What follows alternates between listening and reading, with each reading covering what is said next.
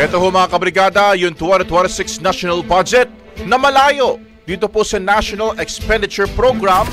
Hindi raw ho yung palulusutin ng leader ng mayorya sa Kamara. Brigada Haji Caaminio, i-brigada mo! Mismong si Presidential Son at House Majority Leader Sandro Marcos na raw ang pipigil na maaprubahan sa plenaryo ng Kamara ang pambansang budget para sa 2026 na malayo sa National Expenditure Program.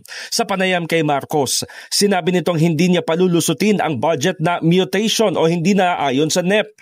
May prerogative niya ang Kamara na humugot mula sa ilang ahensya na mahina ang utilization rate o hindi nagagastos ang pondo na patungkol sa realignments. Paliwanag ni Marcos, maaari itong ilagay sa ibang mga ahensya na kayang gastusin ng maayos ang pondo na bahagi naman ng checks and balances.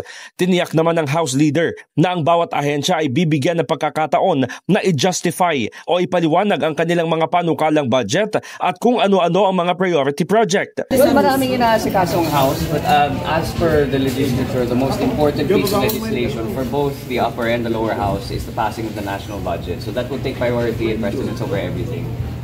We have already set a schedule with the Committee on Appropriations and the Chairwoman Nika Swansing to be able to make sure that the agencies are given the proper opportunity to brief the legislature as to their intentions and the amounts that they were allocated by the DBM to be able to justify what they will be spending and what programs they will be prioritizing in the coming year.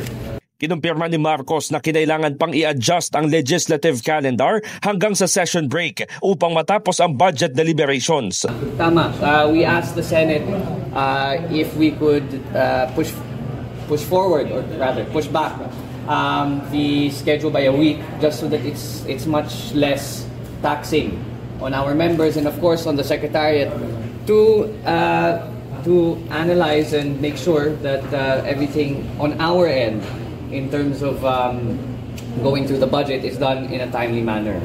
In the heart of changing lives, ako si Brigada Haji Caaminio ng 105.1 Brigada News FM Manila, The Music and News Authority.